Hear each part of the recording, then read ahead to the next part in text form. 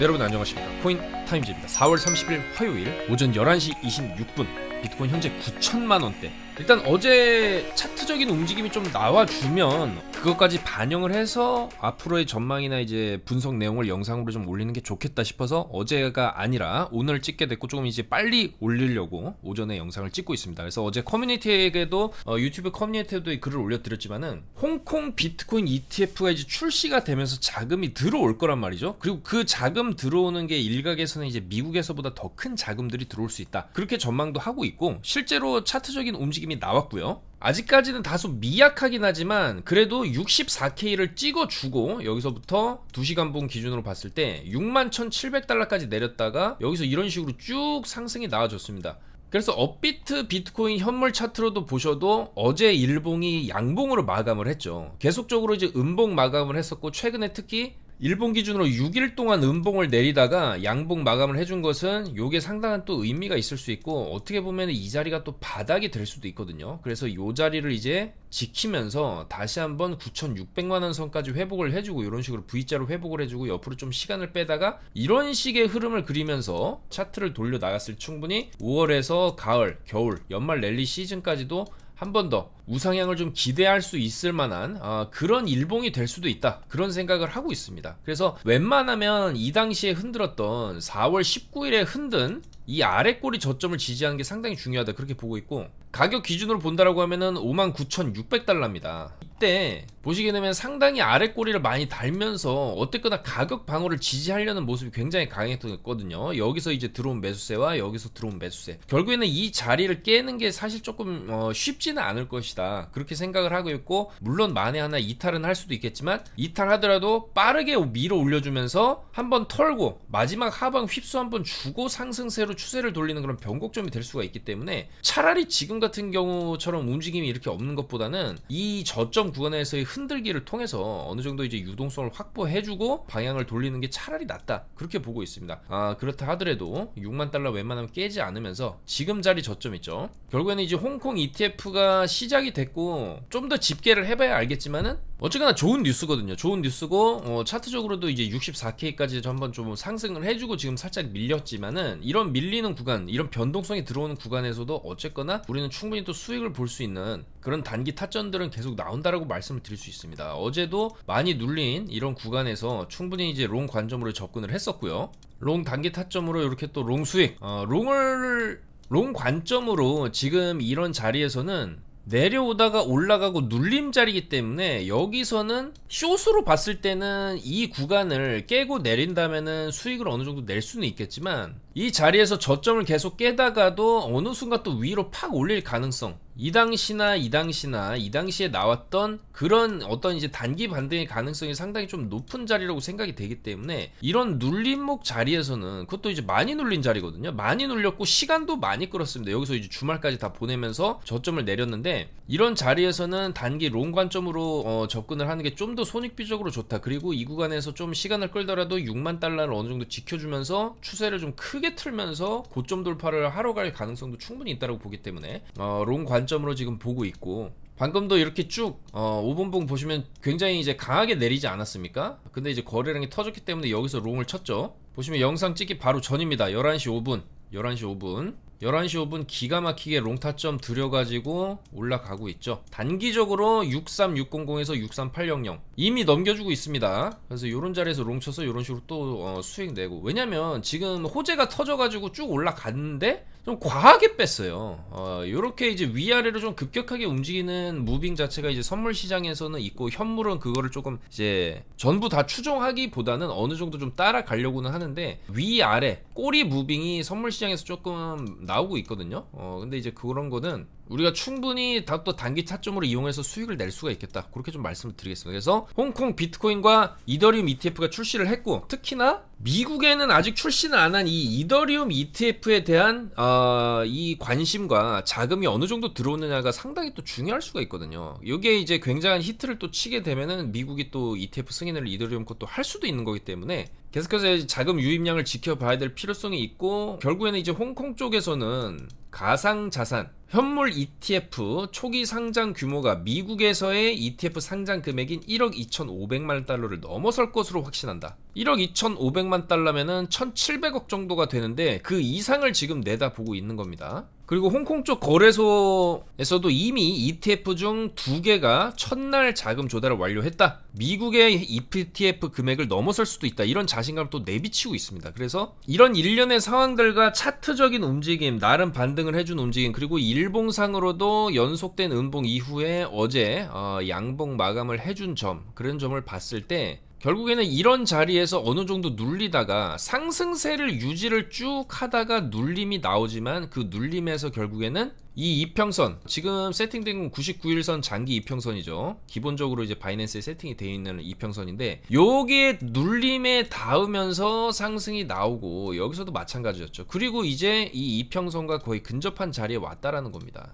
그러면 충분히 이평선 닫고 상승, 이평선 곧 만날 것 같거든요. 이평선이 올라오면서 차트가 내려가는 게 아니라 이평선이 올라오면서 만날 수 있다.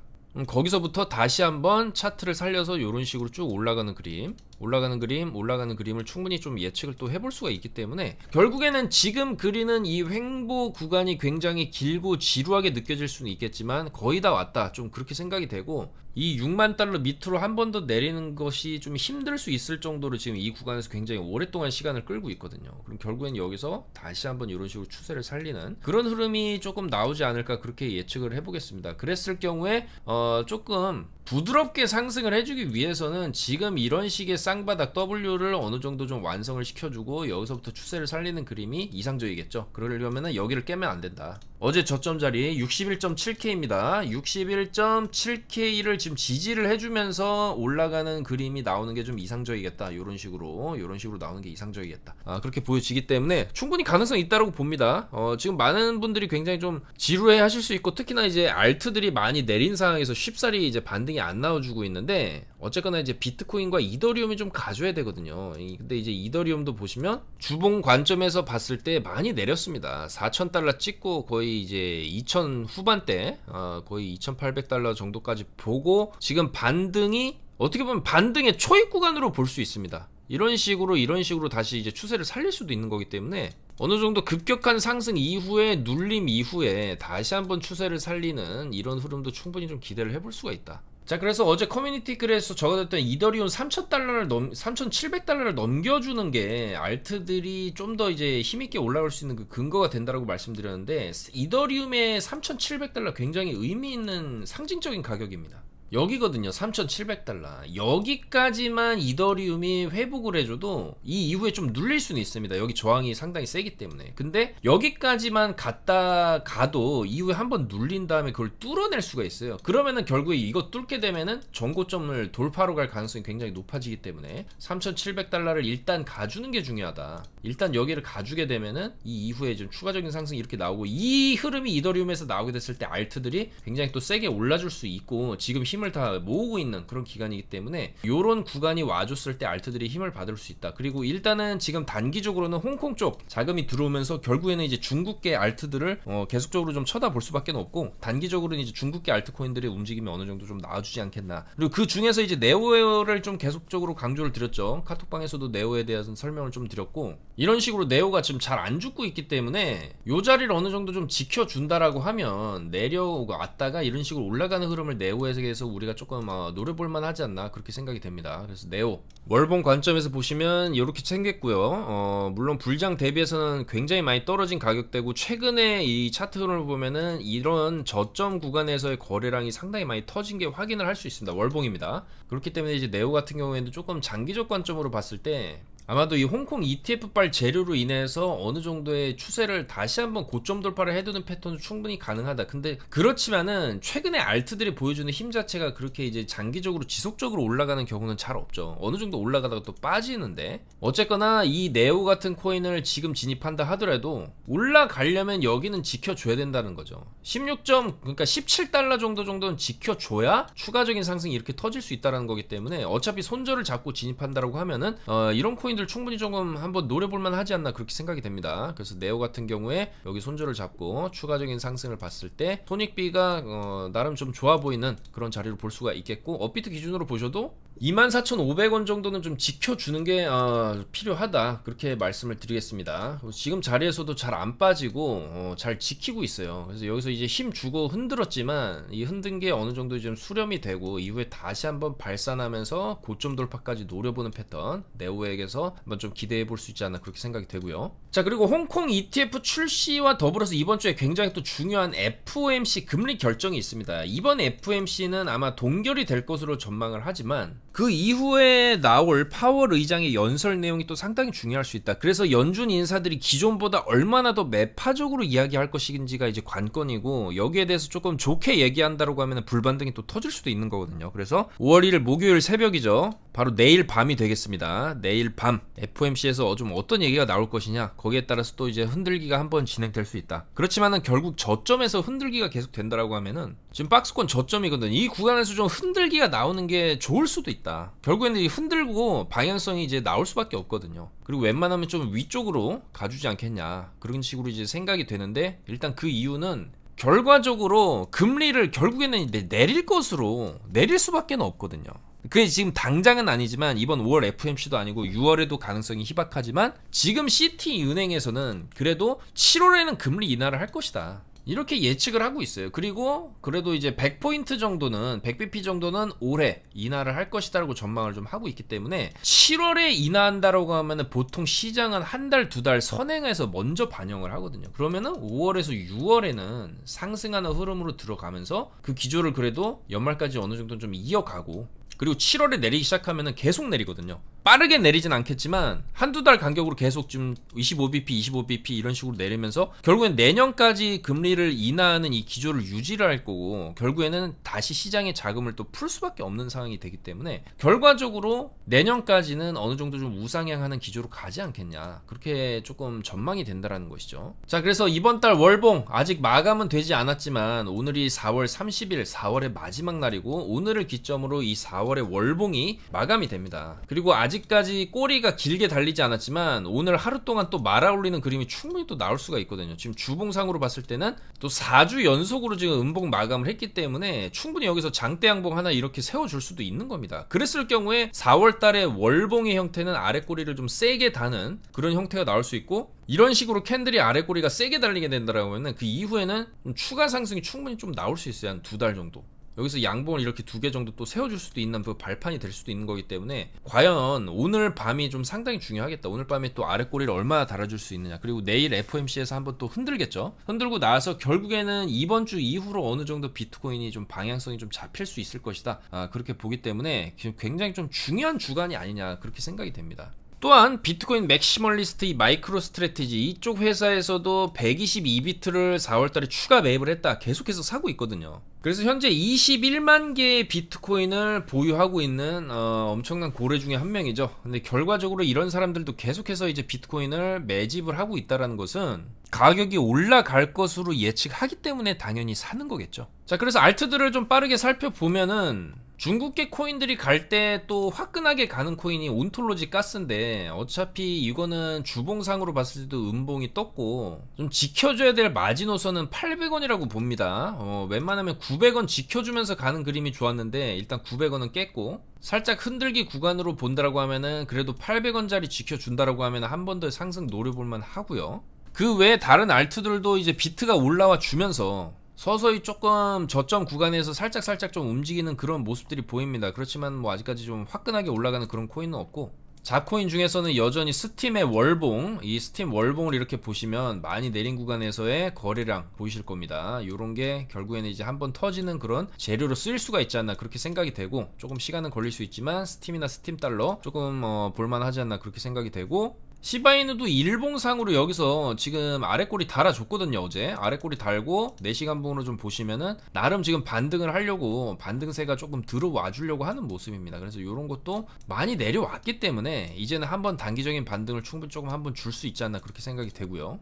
또한 니어 프로토콜 같은 코인도 최근에 이제 비트가 빠질 때도 가격 방어를 굉장히 좀 잘해준 알트 중에 하나입니다. 그래서 이 니어 프로토콜 같은 경우에도 반등이 세게 나왔고 어느 정도 조금 눌림은 있을 수 있지만 이 이후에 다시 한번 12,000원 돌파까지 좀 노려볼만 하지 않나, 그렇게 생각이 됩니다. 그래서 일단은 지금 알트들을 막 이제 섣불리 들어가기에는 조금 겁이 나고 무서우실 수도 있겠지만은 조금 여유를 갖고 알트들도 접근을 하신다면 저는 충분히 이 알트들도 앞으로 계속적으로 조금 힘든 4월을 보냈던 만큼 올라갈 가능성이 충분히 있다, 그렇게 보고 있습니다. 그래서 일단 단기적으로는 이 홍콩 자금이 들어오면서 이제 중국계 알트들 네오라든지 온톨로지 가스 이런 거 조금 볼만하다라고 생각을 하고, 또 이런 온도 코인 블랙록의 RWA 바로 실물 자산 토크나 테마의 대장주라고 볼 수 있는 온도 코인이죠. 비트겟에서 거래를 하실 수 있고, 이런 온도 코인도 장기적으로 봤을 때 지금 우상향 하고 있어요. 우상향 쭉 하고 나서 이 구간에서 조금 횡보를 하고 있지만 결과적으로 지금 횡보 구간의 저점이다라고 볼 수가 있고, 이 저점 구간 다지기가 어느 정도 끝나고 나면은 다시 한번 추세를 이런 식으로 좀 살리지 않겠나, 그런 식으로 볼 수가 있겠습니다. 그래서 이 온도 코인도 여전히 좀 전망이 좋지 않나, 그렇게 식으로 보기 때문에 좀 계속해서 그런 코인들 발굴해서 조금이라도 좀 수익 보실 수 있도록 카톡방에서 이제 정보 제공해드리고, 비트코인에 대한 이제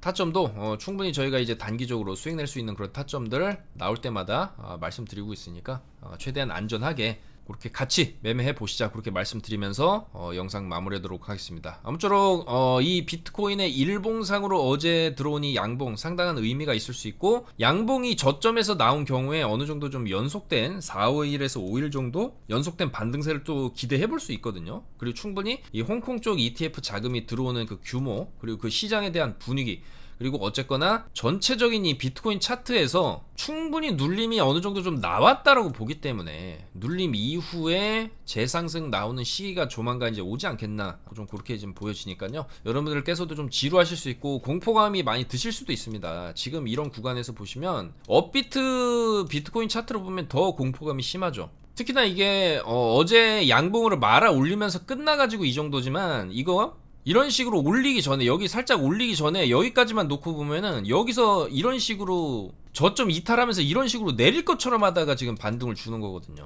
그렇지만 결국에는 양봉 마감을 해줬다라는 게 좀 포인트인 것 같고, 미사일 300여 발을 날리면서까지 하락을 어떤 정도 좀 나왔었던 이런 구간에서도 사실 지켰던 이제 횡보박스 저점이거든요. 그래서 아마도 웬만하면 이 정도 자리는 좀 지켜주면서 요 정도 눌림 나왔으니까 앞으로는 조금 우상향하는 기조로 좀 가주지 않겠나. 4월달 충분히 눌렸기 때문에 이 눌림 이후에 연속적으로 다시 한번 양봉을 세워주는 5월과 6월이 되지 않겠나, 그렇게 조심스럽게 예측을 해보면서, 다만 이제 뭐 마지막 휩소, 예상치 못한 또 이제 파월 의장의 매파적 발언, 그런 게 나왔을 경우 이런 식으로 휩소가 터질 수는 있지만, 이런 게 터진다 해도 한번 주고 올라가는 그런 추진력이 될 수가 있다고 봅니다. 그렇기 때문에 너무 걱정하시지 마시고 좀 여유를 갖고 시장에 임하다 보면 충분히 또 이제 좋은 구간, 그리고 알트들도 충분히 다 돌림 펌핑 나올 수 있는 그런 구간이 오지 않겠냐. 아직 24년 시간 많이 남았거든요, 여러분들. 지금 4월밖에 안 됐기 때문에 너무 조급하게 생각하지 마시고 좀 여유를 갖고 들여다보시면 어떨까, 그렇게 좀 말씀을 드리면서 올라가도록 하겠습니다. 감사합니다. 코인 타임이었습니다.